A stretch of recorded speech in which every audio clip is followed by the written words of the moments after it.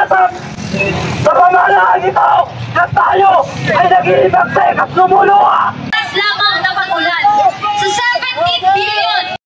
Dito, nagagutiri ng kuramot tweet na si Sara Duterte na feeling no even akala mo yung isa rin sama ka rin dito.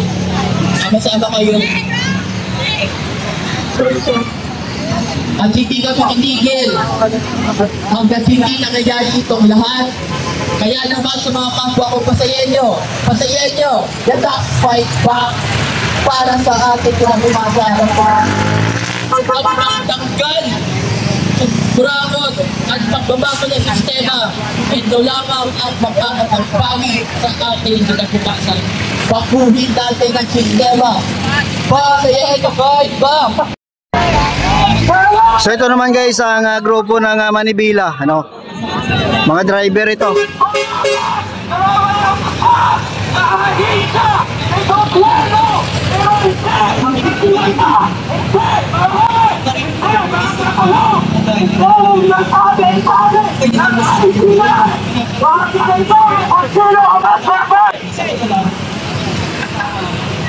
Hey!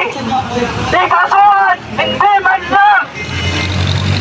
Kaya ang kura ko, napaasin ka! Pagkakasin mo, ng gobyerno, ng pamahalaan, Pilipino, ang mga Pilipino ay ginagawa! Kapagkat, ang mga kulan, ang matuto!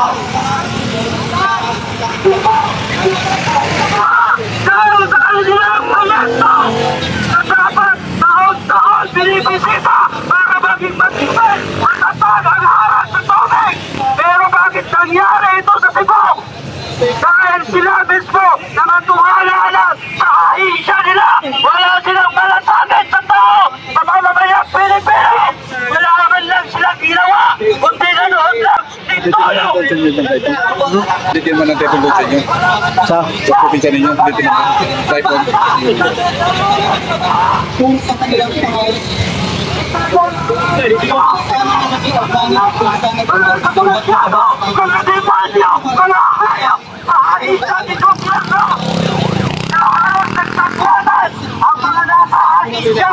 ginagawa ang mga tao, ang mamamayang Pilipino, ginagawa ang ating kinabukasan ng mga bata na lumalaban na dapat na mga kasal ang korupsyon na malala sa Pilipino. lola ko mama yan, study of criminal.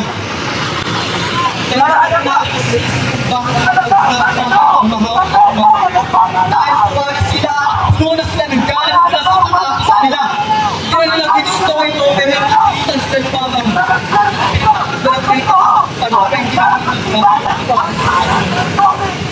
Kaya mas natin reliyon. Kaya meron Kabulakan, nalabotan sa balabas ay kinakabahan sa angkayan ng tubig priwita. Kinabahan ang sila sa lapit, kaya ang tawag sa gobyerno na ngayon sa alina ay kinatawag ko sa ginawa, sa gobyerno. Laban! Ang tao, ang Manibela!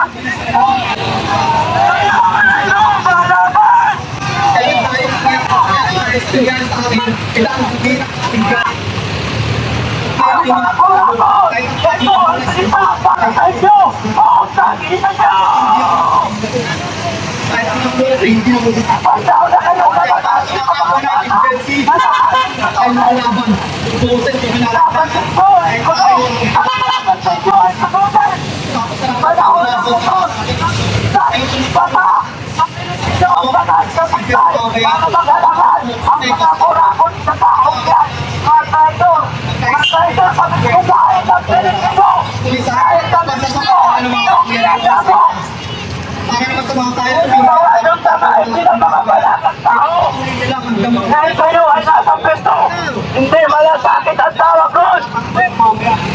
Hindi, traitor kayo sa lahat ng Pilipino.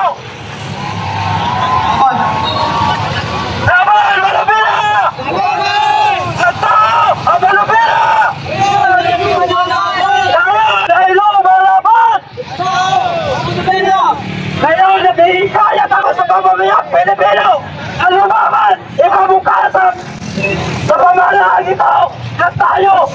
Nag-iibang sekas lumuluha dahil sa baha. Sila naman ay binabaha ng salapi. Mga timbawa, mga demonyo, sa lupa ng Pilipino, mga saktor, mga hayop. Mga hayop kayo. Dapat sa ito, mauna mamatay. Ano na po ako, ha? Hindi si... Ano? Ang manubila! Ano? Malabas! Ang sama ng aking loob dahil sa pagkamatay ng aking kababayan sa Cebu. Kahit yung mga bata, mga pobre, mayaman man ay walang. Sa sinabot nila ay pari-pareho lang sa tubig ng matay. Bakit ang gobyerno nasyonal walang naitulad? Sa lahat ng forma ng korupsyon, kundi sa lahat ng uri at sektor ng lipunan. Kaya, kamayan ng Metro Manila, sabay-sabay tayo sinigaw na lahat ng sampot! Dapat ba nagot? Lahat ng sampot! Lahat ng sampot!